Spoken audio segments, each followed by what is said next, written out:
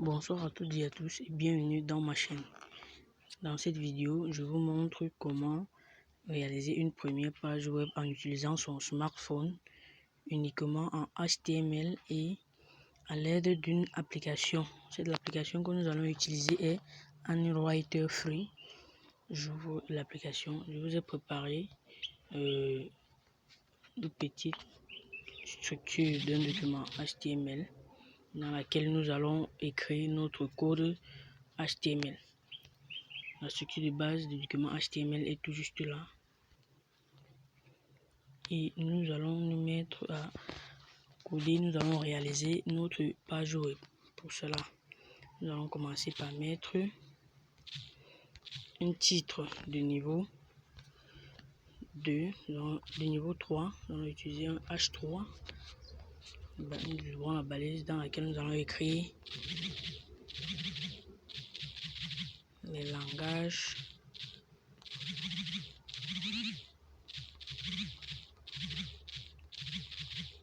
de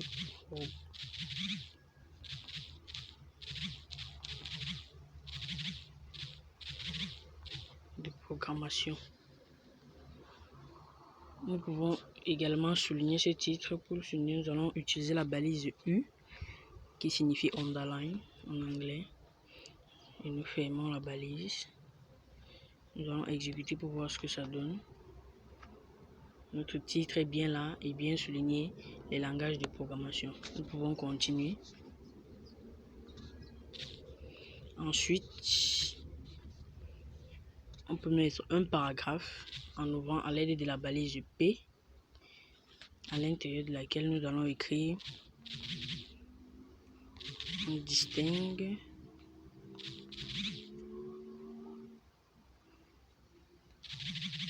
on peut classer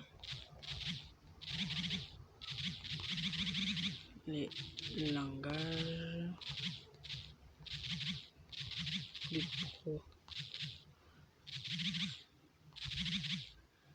programmation en deux groupes.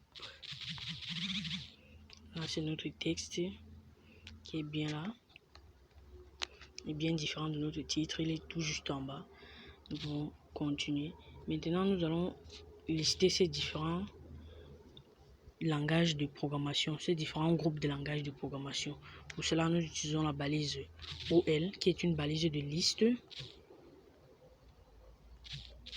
à l'intérieur de laquelle nous allons mettre un lit. Nous allons passer à cette balise OL un attribut que nous allons mettre, nous allons appeler type. On va mettre grand 1. Et à l'intérieur de cette balise OL, nous pouvons commencer à lister nos éléments. Nous allons mettre LI. On peut utiliser la balise LI pour pouvoir lister ces éléments.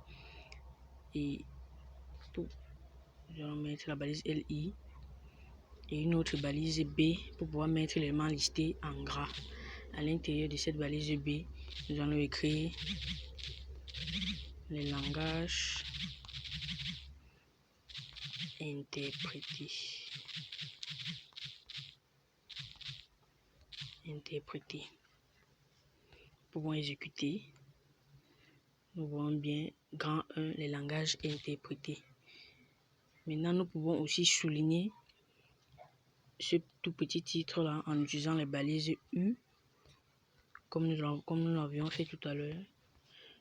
Et nous fermons la balise. Nous voyons bien que notre élément est bel et bien souligné. Nous pouvons continuer. Dans cette balise OL, nous allons ouvrir une autre balise UL, toujours une balise de liste, mais qui permet de lister les éléments avec des puces. Alors, pour la balise UL, nous pouvons mettre un type. Nous allons mettre type. Nous allons passer un attribut que nous allons mettre cycle. Que ça forme, pour que les puces qui soient formées soient comme des petits cercles. Dans cette balise UL que nous n'avons pas encore fermer. Dans cette balise UL, nous allons commencer à saisir nos éléments. Notamment, nous utilisons encore la balise LI. Pour commencer à lister nos éléments. Nous listons nos éléments. Nous allons mettre JavaScript.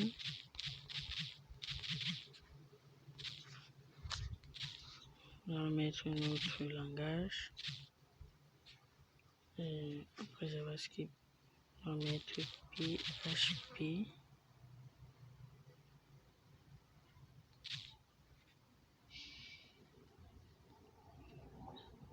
Nous allons mettre. Nous continuons basique. Et enfin, nous allons mettre Python. Il y en a eu pléthore de langages, mais nous allons lister uniquement quelques. Et on exécute. On voit bien que nos éléments sont bien là avec des puces. Des puces en cercle comme nous avons mis le type. Nous pouvons encore lister d'autres types de langages.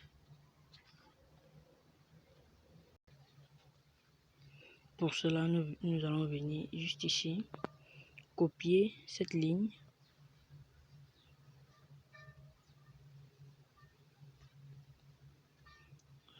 Copie. Venir juste ici en bas et la coller. Changer le titre et mettre langage compilé.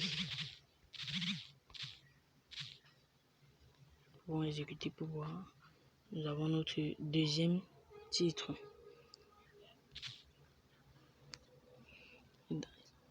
Nous pouvons commencer encore à lister les éléments. Notamment, nous allons mettre encore une balise. Nous allons encore ouvrir une balise UL. Nous allons donner un autre type. Pour que cette fois-ci, les puces formées ne soient plus des petits cercles comme on l'a mis ici en haut, mais plutôt des petits carrés. Pour que ce soit des petits carrés qui se forment, nous allons mettre square. Et nous allons commencer à l'intérieur à lister nos éléments. Li. Le C.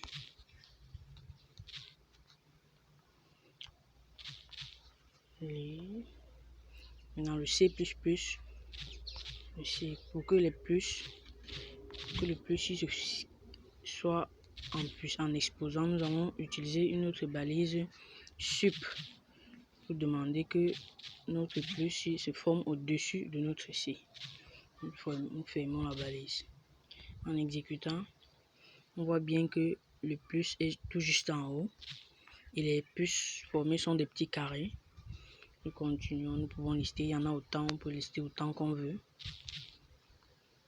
On va mettre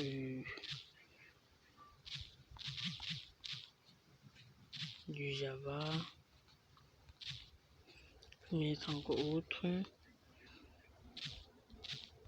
du Pascal, etc.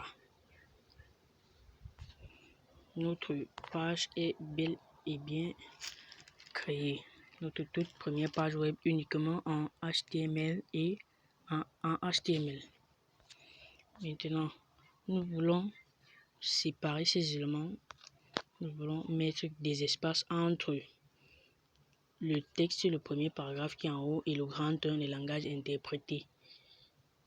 Entre cet élément et cet élément, nous voulons mettre des espaces. Pour cela, qu'est-ce qu'on fait? Alors pour cela, on vient dans notre document HTML et juste ici, entre ces deux éléments qu'on veut mettre un espace, on va mettre un ampersand NBSP, juste comme ça. En exécutant, on voit bien qu'il y a eu un espace. On peut aussi mettre un espace entre notre élément grand, le 1 et le 2, langage interprété et langage compilé. Pour cela, on vient entre ces deux éléments. On refait la même chose. Ampersand NBSP. En exécutant, on voit bien un espace qui s'est formé. N'oubliez pas de liker la vidéo si ça vous a plu et abonnez-vous à ma chaîne. Merci.